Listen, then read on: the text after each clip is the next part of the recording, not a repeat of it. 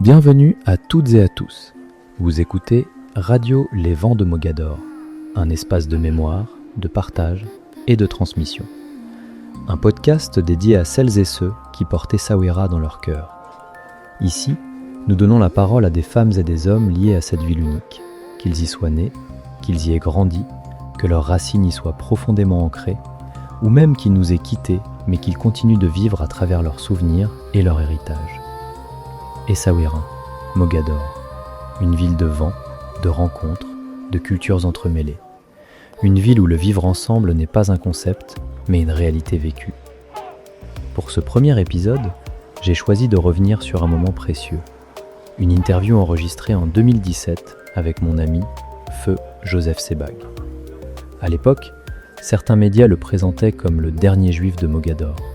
Mais au-delà des titres, Joseph représentait surtout une mémoire vivante, celle des familles juives souéri qui ont vécu, grandi et construit une partie de l'histoire d'Essaouira.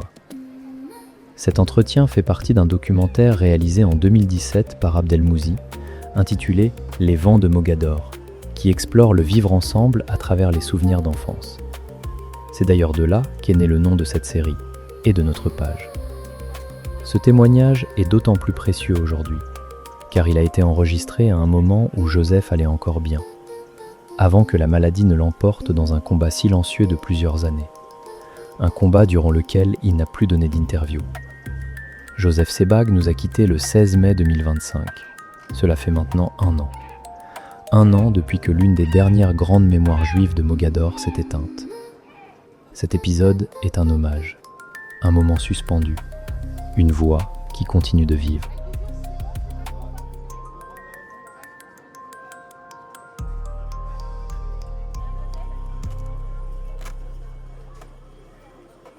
Nous sommes en 2017, à Essaouira. Je retrouve Joseph Sebag chez lui. Un moment simple, mais chargé de mémoire. Joseph, merci de nous accueillir chez vous. Pour commencer, est-ce que vous pouvez vous présenter à celles et ceux qui nous écoutent ? Joseph Sebag, dernier juif d'Essaouira. Je vis en permanence à Essaouira. Mes parents sont originaires d'Essaouira, mes grands-parents. Plus de 2 siècles d'histoire dans cette ville qui m'a vu naître. J'ai passé une grande partie de mon adolescence et de mon enfance à Essaouira. À l'âge de 12 ans, j'ai regagné Casablanca pour poursuivre mes études. Et c'est à Casablanca où j'ai passé le bac et éventuellement, je suis parti aux États-Unis où j'ai vécu et travaillé pendant 15 ans. J'ai quitté le Maroc, mais le Maroc ne m'a jamais quitté. Je vais reprendre une phrase de Edmond Amran El Maleh. Lorsque je quitte le Maroc, je me déplace sans me déplacer. Donc le Maroc me suit là où je vais. Et lorsque je quitte Essaouira, j'ai hâte de retourner à ma ville natale. Comme je disais au début du programme, je suis né là, je vis là, et c'est dans cette ville où j'aimerais mourir et être enterré. Vous avez évoqué tout à l'heure le nom d'Edmond Amran El Maleh. Quel souvenir gardez-vous de lui ? Et quelle place occupait-il ici, à Mogador ? Edmond Amran El Maleh est un personnage, un grand écrivain, et avec une particularité, il a commencé à écrire à l'âge de 60 ans. Il a à son actif une dizaine d'ouvrages. Ce qu'il écrit est assez ambigu. Il faut connaître les expressions souéri, comme par exemple bziqlo, tarat. Donc un lectorat européen, français notamment, ne saura pas saisir les nuances. Mais par contre, un Marocain, juif ou pas, comprendra davantage ses écrits, comme Aylan, La nuit du récit, le premier ouvrage qu'il avait écrit, Parcours immobile, Café Zrirek, et j'en passe. Il est originaire de Safi, il est mort et enterré à Essaouira au cimetière marin. J'ai assisté à son enterrement, un enterrement digne de prince. Les gens de partout venaient lui rendre un dernier hommage. C'est un personnage controversé à cause de sa vision sur la Palestine. Il défendait la cause palestinienne. On vous a souvent présenté comme le dernier juif des Essaouira. Comment réagissez-vous à cette idée ? Mes parents sont restés au Maroc parce qu'ils aiment le Maroc, contrairement à beaucoup de juifs qui ont quitté Essaouira pour des raisons idéologiques, politiques ou autres. Nous avons décidé, mes parents du moins, ont décidé de rester. Et on ne regrette pas d'être restés parce que nous sommes chez nous. Nous sommes là par choix et non pas par obligation. Le Maroc est un pays ouvert. Le Maroc est un pays où juifs, musulmans ont vécu côte à côte pendant des milliers d'années.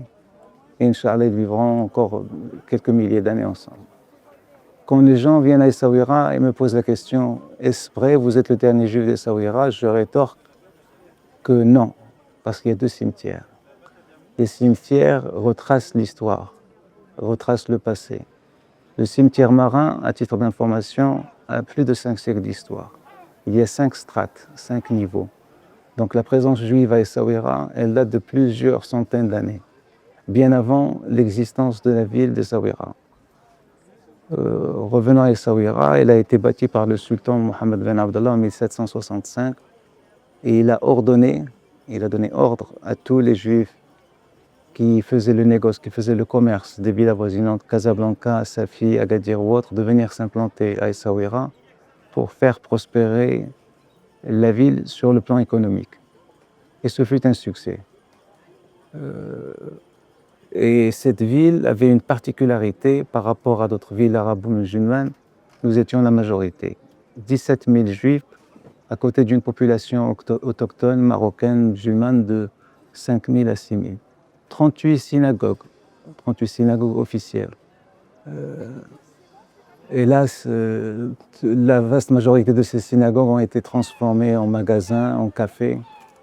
Et il y a 3 synagogues aujourd'hui qui sont en train d'être restaurées dans les normes. Une des synagogues qui est dans la Médina va porter le nom de Haïm Zafrani et qui deviendra un centre d'études et de recherche. Haïm Zafrani est un érudit, un spécialiste sur le monde séfarade, originaire d'Essaouira et qui a beaucoup écrit sur le judaïsme maghrébin. On lui doit notamment 2000 ans de vie juive au Maroc. 2000 ans de vie juive au Maroc. Le séfarade, c'est le juif qui est venu d'Espagne durant l'expulsion d'Isabelle la catholique en 1492. Elle a donné ordre aux juifs soit de quitter le pays, soit de se convertir au christianisme. Ceux qui ont décidé de se convertir en terme, on les appelait les maranes. Et ceux qui avaient décidé de quitter le pays d'Espagne sont venus au Maghreb, au Maroc, en Algérie, en Tunisie, parfois en Libye. Ils sont devenus par la suite des citoyens à part entière, mais il y avait une friction entre les juifs berbères arabes qui étaient là depuis plus de 2000 ans avec les juifs qui sont venus d'Espagne. Il y avait une friction entre les 2 classes. Mais au fil des années, la tension s'est apaisée et les 2 communautés ont vécu côte à côte et ils ont donné le produit, ce qu'on appelle le séfarade, le juif espagnol. Et qu'on appelait en hébreu, ces juifs espagnols, on les appelait les Megorachim, les expulsés. Et ceux qui étaient là, qui résidaient au Maroc pendant plus de 2000 ans, on les appelait les Toshavim, les autochtones. Les juifs qui n'ont pas bougé, les sédentaires. On va faire une courte pause musicale. Une parenthèse qui nous accompagne dans cette histoire de mémoire, d'exil et de transmission. En parlant des juifs séfarades et des vagues d'immigration des années 60, nous avons choisi de partager avec vous une chanson qui évoque cette période où de nombreuses familles juives marocaines ont quitté leur terre natale, entre départ, nostalgie et espoir d'une nouvelle vie. Le morceau que vous allez écouter est une reprise, un cover réalisé par Radio Les Vents de Mogador, inspiré de la chanson originale interprétée par Zeev Revash. Zeev Revash était un acteur, humoriste et chanteur israélien d'origine marocaine. Dans le film Tipat Mazal, il interprète Zouzou, un chanteur juif marocain qui émigre en Israël avec sa fille. Cette reprise a été enregistrée dans le cadre de notre projet culturel et documentaire, dans le respect de l'œuvre originale et de ses auteurs. Petite pause. On écoute.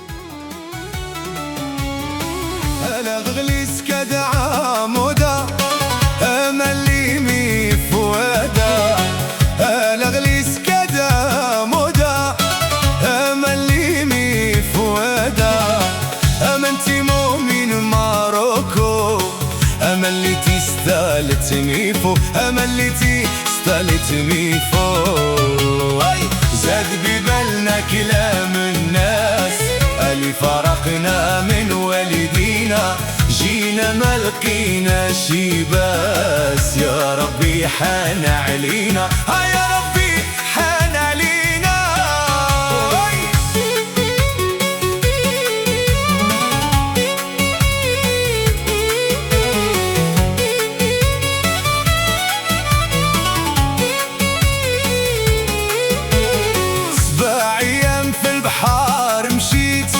وصلت الحيفا وتهنيت 7 أيام في البحر مشيت وصلت الحيفا وتهنيت ومن حيفا حتى العدنيت شمال ويمين يعلموا فيا شمال ويمين يعلموا فيا زاد ببالنا كلام الناس اللي فرقنا من والدينا جينا ما لقينا شي باس يا ربي حان علينا يا ربي حان علينا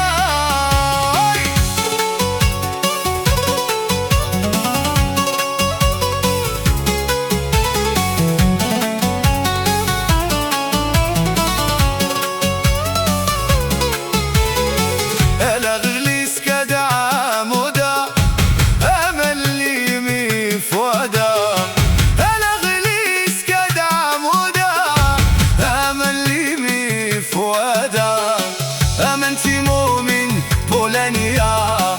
أمل كانس من بركشة أمل من بركشة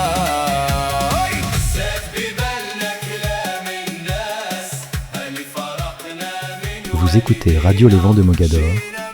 On vient d'entendre cette reprise, enregistrée ici même, une chanson qui nous parle d'exil, de départ, mais aussi de mémoire. Des histoires comme celle-ci, il y en a eu beaucoup.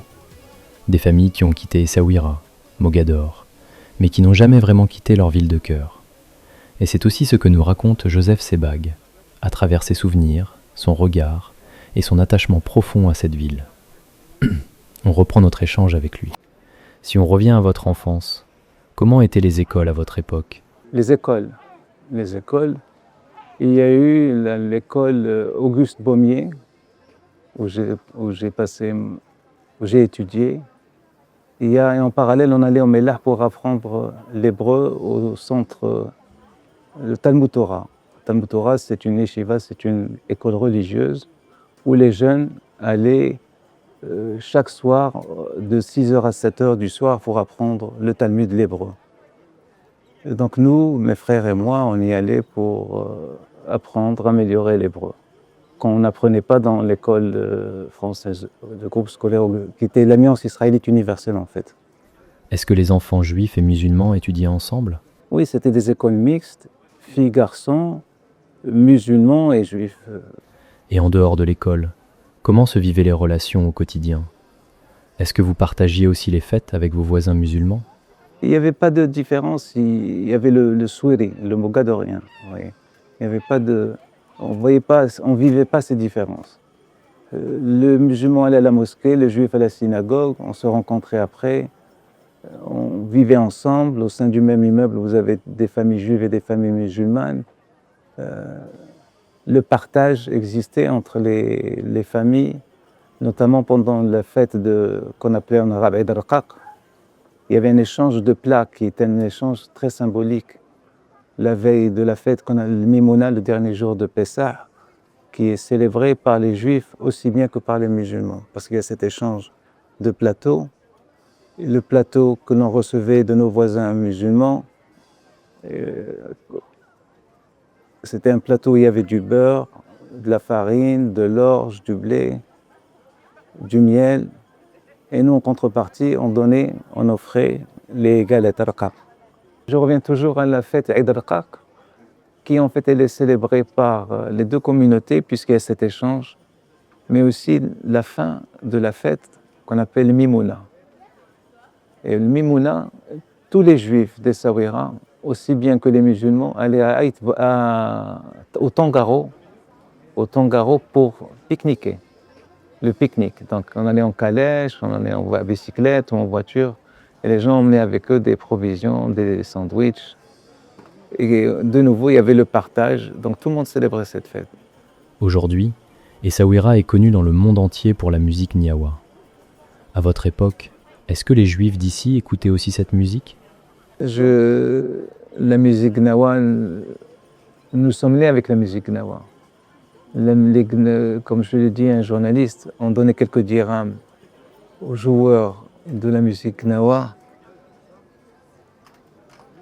On donnait quelques dirhams, quelques pièces de monnaie aux joueurs de la musique Gnawa pour qu'ils nous laissent tranquilles, parce qu'ils venaient avec leur crotal et leur gambri en faisant... Aujourd'hui, on leur donne des milliers de dirhams pour qu'ils viennent jouer. C'est une musique qui a progressé, qui passe sur les ondes marocaines, ce qui n'était pas le cas il y a quelques années. On n'entendait jamais parler de la musique Gnawa. C'était une musique dénigrante, une musique d'esclaves, une musique des Noirs. Aujourd'hui, c'est une musique qui a évolué, qui fait partie des musiques du monde. Et grâce à ces festivals, ces joueurs-là sont devenus presque célèbres. Le cas de Mahmoud Guinea, Allah yarhamou, qui nous a quittés il y a un peu plus d'1 an, il a joué dans différents festivals à travers le monde avec les grands maîtres de la musique jazz. Donc ces gens-là, la musique a pris elle est en train de renaître. Il y a même des écoles où l'on apprend à être gnawi. La musique gnawa est devenue une musique à la mode. Vous passez par les ruelles d'Essaouira, vous écouterez tous ces gens qui vendent des cassettes et compacts, au moins une fois par jour, ils fassent de la musique gnawa. Et puisqu'on parle de la musique nawa, de cette énergie unique qui traverse Essaouira, on s'accorde une nouvelle pause musicale, une immersion dans ces sons qui racontent la ville, ses racines, son métissage et son souffle. Le morceau que vous allez écouter est un cover, une interprétation originale réalisée par Radio Les Vents de Mogador, inspirée du titre Essaouira du groupe Ganga Fusion. Cette version a été enregistrée exclusivement dans le cadre de notre projet culturel et documentaire. Il s'agit d'une relecture artistique sans utilisation de l'enregistrement original, et nous tenons à rappeler que tous les droits de l'œuvre originale restent la propriété de ses auteurs et ayants droit. On écoute.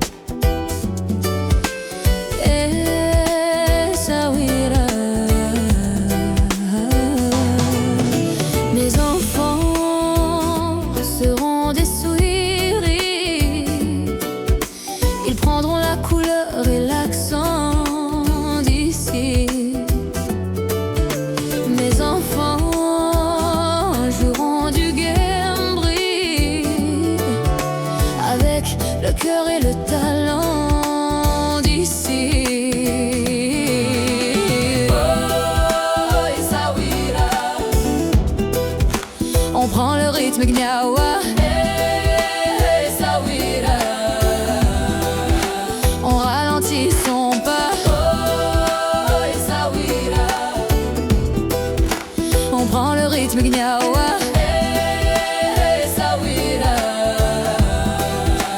ralentit son pas.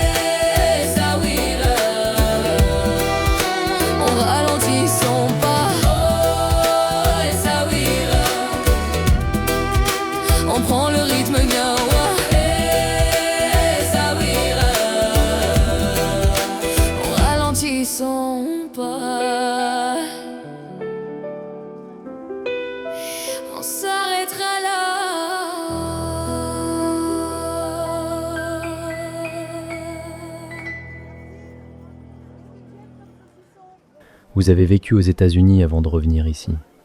Qu'est-ce qui vous a poussé à revenir à Essaouira? Et pouvez-vous nous parler de votre boutique, avec ses livres et ses bijoux? D'accord, je vais commencer par mon départ aux États-Unis et mon retour. Alors, comme je disais, j'ai vécu 15 ans aux États-Unis, à New York notamment. J'ai regagné Essaouira, ma ville natale, en 93. Essaouira, dans le temps, était en train de renaître sur tous les plans. Ce local que vous voyez appartient à la famille, il était clos. Mon père est décédé il y a plus de 35 ans. Donc j'ai pris la relève avec une touche personnelle. J'aime les bibelots, j'aime les livres. C'est un beau mariage, les livres et les bibelots. Les gens rentrent pour acheter un livre, ils sortent avec un bibelot ou vice-versa. J'aime les bijoux. Le bijou marocain notamment m'interpelle, me séduise. Il y a une communication entre les bijoux, que je les vende ou pas, ils sont à moi. Je ne suis pas marié. La femme qui un jour va m'épouser n'aura peut-être pas assez d'amour, mais elle aura beaucoup de bijoux. Les bijoux du Maroc, c'est des bijoux berbères. Surtout, c'est les femmes berbères qui portaient des bijoux comme les fibules, khalalat, qu'on appelle en berbère tizerzaï, les chevilières, les bagues, les parures frontales, les diadèmes. Donc, le bijou, aussi comme la fibule, reflète le statut social de la femme. À travers la fibule, on dit son appartenance à la tribu, comme pour l'homme, le poignard, qui était pas une arme, mais un objet d'apparat. Et les bijoux berbères sont des bijoux riches. Et chaque région, chaque ville avait sa technique de travail. Essaouira, on reconnaît notamment le Degsoueri, la technique du filigrane, qui est une technique courante, répandue. Et la bijouterie était dominée essentiellement par des juifs, comme la famille Leuve, les Louk, la famille... j'ai oublié... attendez... Voilà, ça me revient. La famille Castiel. Castiel, Louk, Leub, qui est établi au Canada et qui est mort, ces gens-là ont réalisé des chefs-d'œuvre. Justement, en parlant de bijoux, y a-t-il une différence entre les bijoux de tradition juive et ceux de tradition musulmane ici? Aucune différence. Les mêmes femmes portaient les mêmes bijoux dans les villes, mais dans les milieux ruraux, c'était l'argent. C'est-à-dire dans les villes, les grandes villes, les gens portaient plus l'or qu'autre chose. Et dans les milieux berbères, les gens portaient des bijoux en argent. À votre époque, existait-il des formes d'association ou de lieux de rencontre entre juifs et musulmans? Non, il n'y avait pas... Les associations, c'était le bon voisinage. On n'avait pas besoin d'un papier pour dire qu'on est ensemble. Il y avait cette spontanéité de part et d'autre, d'être ensemble, de sortir ensemble, d'aller au cinéma, de jouer, de se chamailler, comme cela arrive à tout le monde. Donc, il n'y avait pas d'association. Je dirais que l'association, c'est que tous les juifs musulmans et toutes les minorités étaient ensemble, vivaient ensemble. C'était l'association par excellence, pas dans le bout de papier que l'on signe, comme ce que l'on fait aujourd'hui. Si vous deviez nous raconter un souvenir d'enfance marquant à Essaouira, lequel choisiriez-vous? Il y a une pâtisserie qui s'appelle la pâtisserie Driss. Et le slogan de la pâtisserie Driss, les gâteaux de Driss, un pur délice. Et ils étaient réputés par les millefeuilles. Et quand jeune, je suis allé à Casablanca, comme je vous l'ai dit au début de l'interview, pour faire des études, j'étais adolescent. Je suis allé dans une pâtisserie et le type en arabe me dit « Ejbriti Aouldi, atteignez le millefeuille d'El Driss ». C'était un des souvenirs qui m'était gravé dans la mémoire. Et peut-être un souvenir particulier avec vos amis musulmans? Des bons souvenirs, je jouais avec mes voisins au billes. Je jouais au football avec mes voisins qui étaient musulmans. Nous étions comme une grande famille, il n'y avait quasiment pas de différence. Nos voisins venaient chez nous, on allait chez eux. Et le témoignage vivant, c'est Mustapha Boumzour qui était notre voisin et qui est sculpteur et qui rendait visite à ma mère qui habitait seule avec sa sœur.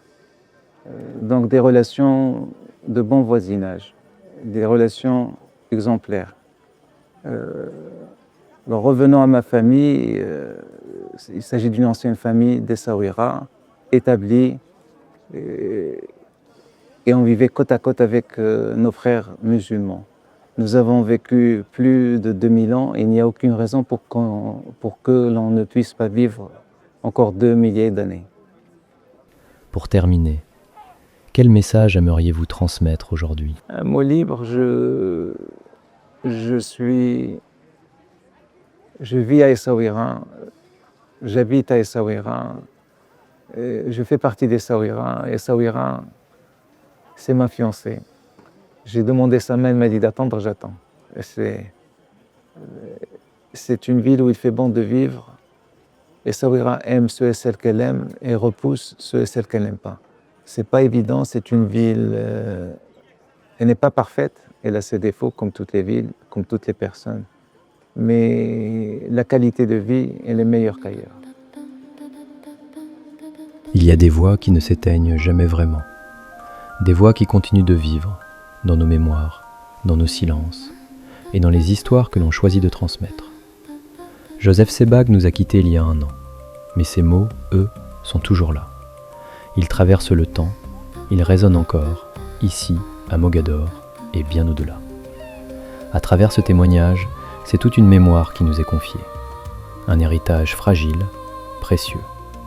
Celui du vivre ensemble, de l'enfance partagée, et d'une ville qui a su faire coexister les différences avec simplicité. Merci Joseph, pour ta voix, pour tes souvenirs, pour cette trace que tu nous laisses.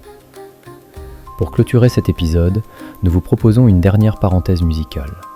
Une reprise réalisée par Radio Les Vents de Mogador du titre Récit d'une vie de Mohamed Abar. Une chanson qui porte en elle, justement, ce que nous venons d'entendre. Une vie, des souvenirs et une histoire à transmettre. Cette version est un cover, enregistré dans le cadre de notre projet culturel, dans le respect de l'œuvre originale et de ses auteurs. Vous pouvez retrouver ce morceau, ainsi que d'autres reprises des chansons de Mohamed Abar revisitées par Radio Les Vents de Mogador, sur notre chaîne YouTube et sur les plateformes de streaming. Merci de nous avoir écoutés, à très bientôt sur Radio Les Vents de Mogador.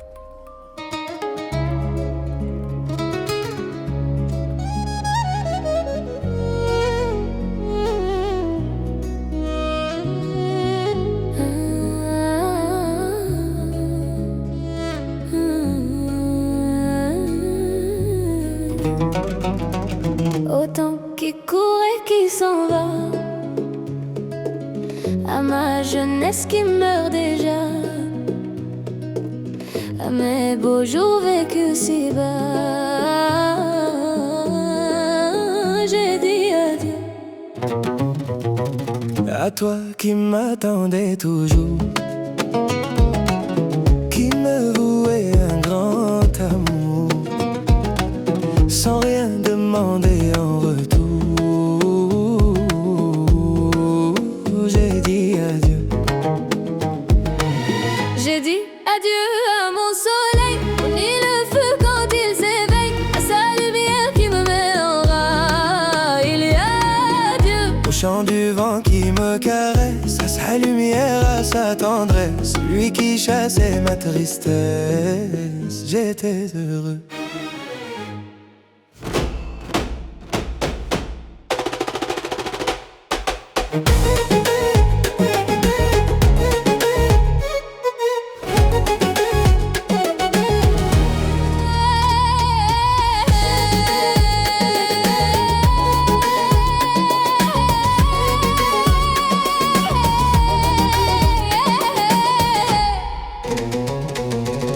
Autant qui court et qui s'en va, à ma jeunesse qui meurt déjà, à mes beaux jours vécus si bas, j'ai dit adieu. J'étais heureux d'aimer la vie et d'être aimé de mes amis, de ne pas s'en aller dans l'oubli,